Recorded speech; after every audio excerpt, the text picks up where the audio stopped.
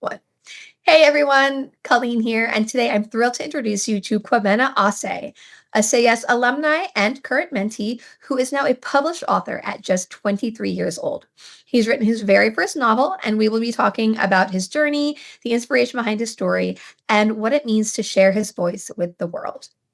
Well, give me a little background on it and a little bit more in depth. The book is called Ministry of Troubled Scholars, and it follows this boy called Preston Green in the late 1980s. He is sent to a boarding school in the middle of the English countryside after his friends tried to murder him. And whilst he's there, his new teacher also dies as well. And whilst he's going through his things, he finds this artifact slash book that basically has the power to enter and explore one's past memories. And he finds he has a unique ability to not only explore these memories, but actually project them into reality for other people to see. And this grabs the attention of this really esteemed professor who decides to mentor him. However, as the book goes on, that mentoring relationship turns sour. A lot of other things also happen that have an impact on him. And I think the book is really an exploration of things such as trauma, betrayal, selfish ambition, as well as memory, identity, time, power, etc.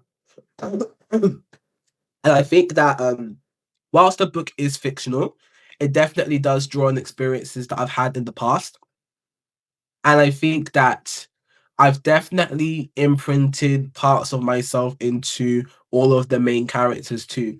So I wouldn't say that this is a story where, I'm writing about myself in the form of one protagonist. I think I've kind of scattered myself all throughout, which is what makes the book really special. You mentioned that, there's actually a mentor in the book. I'm here with Say as mentoring. You are one of our esteemed alumni for the UK program. What kind of role did mentorship play in your writing process? Yeah, so as you just mentioned, mentorship is actually a very big theme in the book, and I was really interested in the idea of mentoring because I think the book talks about both good and bad mentorship. I think it's really important, especially for young people, because I think mentoring from someone older than you can have a very big impact on how your life goes. And in this case, we see that because the mentoring relationship turns sour, it basically exacerbates underlying problems that were already there. What I love about Say Yes is the fact that you guys were very meticulous with the mentoring programs. You're very involved with both the mentees and the mentors, not just through the ITPs, but also through like the alumni events that you do as well, which are fantastic, by the way. And I think also just in terms of the mentors that I had at the time, they were also, very clued up about certain things that I wouldn't have any idea about. So things such as work and money, things such as recreational health, identity health. I think those things are really important to talk about with young people because on a large scale, these young people are then going to be the ones that take over. And we want them to be in the best position to lead as possible. But we can't do that if mentoring relationships are not healthy, if they're being done from a place that isn't to benefit the young person, but rather to benefit an agenda that is not good. So that's one thing the book explores. And I was just Wonderful. thinking, I went from, going to school and experiencing all of this bad stuff to now having my own book and having a book launch for it. Like, I've come really, really far. And now that this book is out, it feels like I think those like bad memories feel very, very distant now.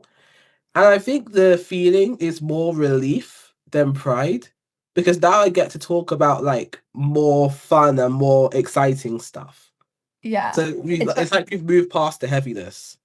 Yeah, I was about to ask, how did it feel to like hold that finished book for the first time or like know that, hey, I did this? Yeah, honestly, like when I held it, it was like, wow, this is a proof of how much like I can overcome. It was like this book is proof that I've survived every single bad day I've ever had. And I think that as well as that, when I held it for the first time, I was also thinking, I can't wait for someone to escape into this. Just like I found writing to be an escape for me. So I'm mostly really excited for other people to have theirs as well. What did you discover about the way that you think or create or um I guess the way that almost your resilience shows up? Yeah, I think that I can be quite didactic. So by that I mean I feel like I have a tendency to turn everything into a story. So obviously in the book I'm talking about a lot of things that are quite like difficult topics, and I thought it was really important to speak about them because I felt like I was putting words to things that other people wouldn't normally talk about. I feel like that's a talent that I have. I feel like it's a sign of great wisdom to do that. And so I think in regards to myself and my own resilience, what it proved to me more than anything was that I'm no longer ashamed of my story because I used to walk around with a lot of shame. There was actually a point of my life where I thought I was like genuinely like crazy. But it was just that I just wasn't around the right people. So I am really taken aback by all of the support the book has been given. Because I know that there was once a time where that support was nowhere to be found. How do you hope this story will connect with the readers? I think that if there's anything I want the reader to learn and understand, it's that you are in control of your own destiny. So your destiny is not necessarily in the hands of another person who tells you you're this or you're that, etc. And as well as that, your past also doesn't have to be your future. So just because you've experienced certain things in the past doesn't mean that your life is set out that way. You still have the power to change certain things. Um, and some things may not be your fault, but they are your responsibility to overcome them. I'm sure you understand that there are, many people out there in the world who, because of the trauma they've experienced, they unfortunately don't move on and become better people because of that. And I want to teach people that you can. You can become a better person despite the things that have happened to you. And you don't necessarily need to look to someone to be your savior, especially not like a human being with their own issues, but rather that strength, that validation actually comes from within. And once you realize that, there's no limit to the things that you can then go on to achieve. And I think I've done that, because no one told me to write a book. No one told me to have a book launch. I decided to do those things off my own volition. And despite literally not having a job or not having, much income, it was something I was still able to pull off with the support of those around me. And whilst I'm not saying that I don't appreciate that help, I'm also saying that I haven't completely centered all of it on one person who I'm supposed to, take most of my advice from. I'm not saying that like I don't like support the idea of mentorship, but I support the idea of healthy mentorship. Mentorship that allows you to also thrive and grow as a person. Yeah. Well, and I think from Say Yes's side, that really is part of that mentorship journey. We're not here to tell you what to do or how to think or like how to go about things.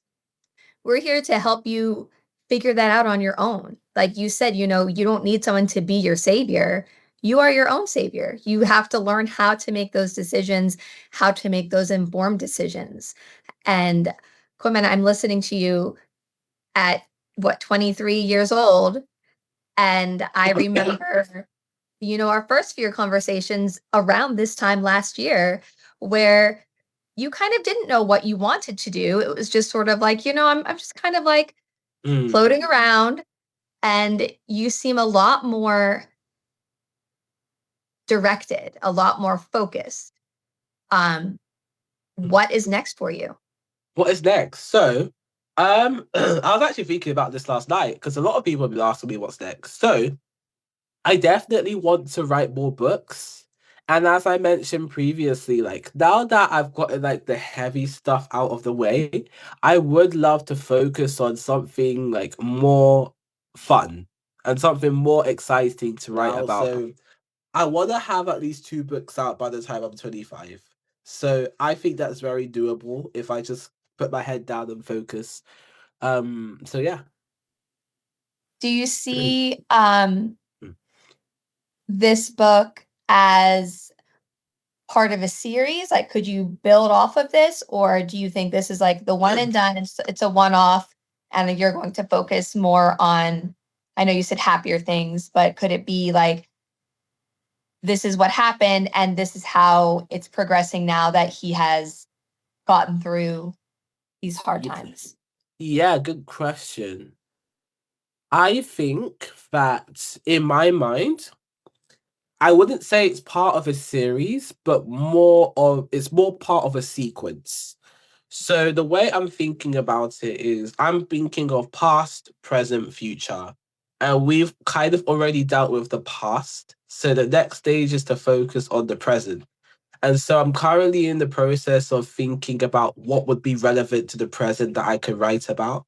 And once I have an idea, I'm basically going to put something together like an outline. And then once I like where the outline's going, and then I'm going to start working on it. Yeah. Is it kind of going to be like self-fulfilling prophecy? What's going on in Kwabena's life will reflect what's going on in book life? Yeah, more or less. I like it. All right, Kwabena, this has been so much fun. I am like, as your former TS, I am so immensely proud. And it's just the best surprise to like see you young people thriving and doing such amazing things that it's like, I can't believe I get to know this person. I mean, honestly, it's just great. I'm grateful to be able to meet people from like all over the world, like yourself. Thank you so much for taking this time this morning. Honestly, I'm so grateful for Say Yes. Like, I've really, really loved being part of it. And although, like, at times it hasn't really been easy to keep up with the mentoring, I'd say it has really helped me a lot. Yeah. Thank you so much for joining us for this conversation with Kwabena. His debut novel, The Ministry of Troubled Scholars, is now available on Amazon. We'll have the link for you in all of our socials. You can also follow Kwabena's journey. We've tagged him and shared his accounts so you don't miss what's next. Now, if today inspired you, please consider becoming a mentor with Say Yes. You can apply directly through our website. We will share the link here as a graphic, www.sayyesmentoring.org/mentors. And finally, a special thank you to our donors and partners. We could not do this work without you. If you would like to become a sustaining monthly donor or explore a business partnership, head to sayyesmentoring.org/donors to give, or sayyesmentoring.org/our-partners to learn more.